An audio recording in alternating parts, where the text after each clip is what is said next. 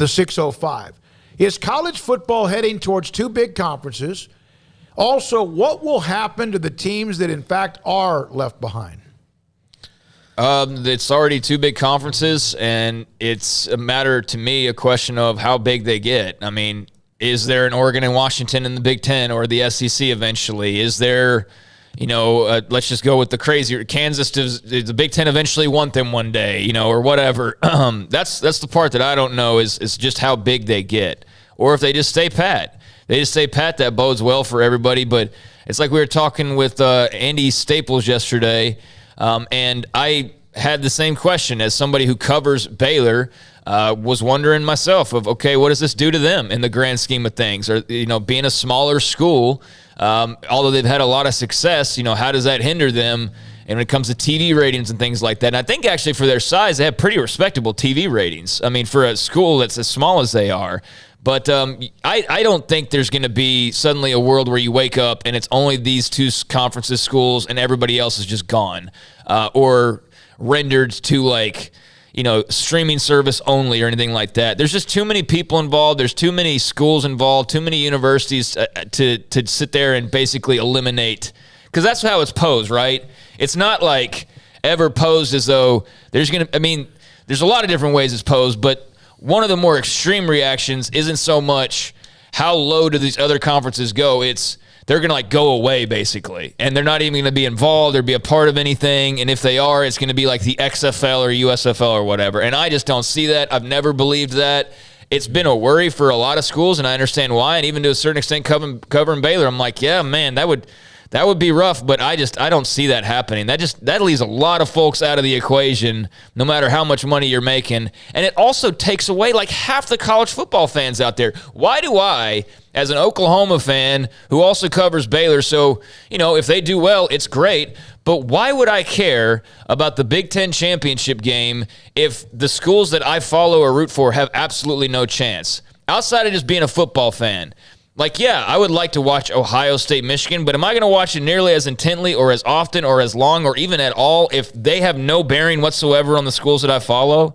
If the result in that game doesn't matter whatsoever to Baylor or Oklahoma getting into the playoff, why do I care? Unless I'm just a football fan. And there's a lot of those people out there. There's a lot of sports gamblers out there that will help float that rating, but there's going to be thousands of people that are just like, we have no chance. Who cares? There's 131 FBS schools.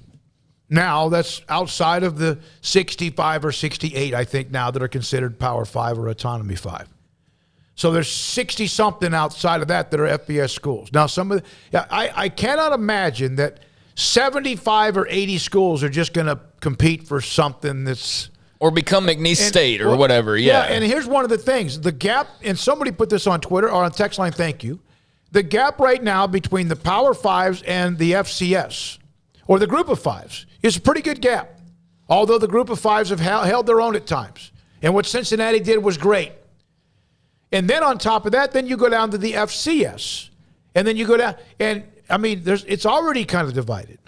I don't know what's going to happen. It's a great question. The gap does continue to get wider.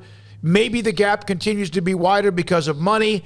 The question is, will everyone else, if in fact there are still 5 Power 5 conferences or whatever, and there's a national championship and an expansion, can they compete against somebody that's bringing in and year out $30, $40, $50 million more a year? Yeah, that's the big question. And can you compete with the Yankees and the Red Sox if you have a lower budget? We've seen that you can. It's not easy to do it, but you can if you got the right culture in place. That to me is the biggest key. We see teams now doing it, but in Power 5. Yeah, but Craig's point is really good in that, look, if you're going to tell 83 other teams that are not, that say there's 40 teams in the 2 power conferences, you're going to tell 83 to 90 teams, hey, you can't make it.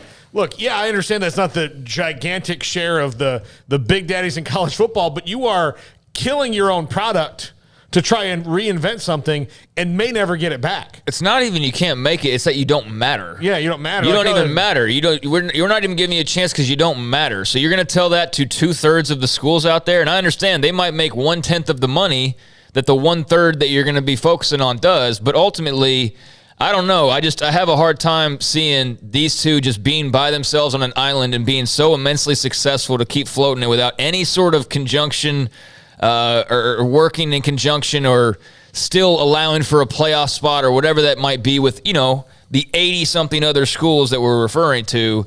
That's more of the doomsday apocalyptic scenario that I think was thrown out there early on of like, oh my gosh, the Big 12 is going to die and the Pac-12 is going to die and everybody not involved in these two is going to die.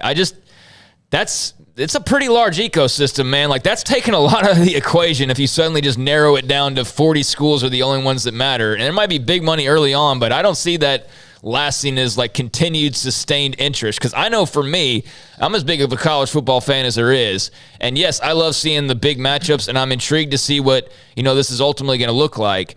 And no, I don't necessarily need to see Baylor-Syracuse on a Saturday afternoon. Although there are a lot of college football sickos that I say that in a nice way that do enjoy that. But I will lose interest if it's just every week it's Ohio State versus Michigan. Well, they don't want that every week. No, and that's why Vanderbilt's involved, and that's why Purdue's in there, and that's exactly. But still, up and down programs.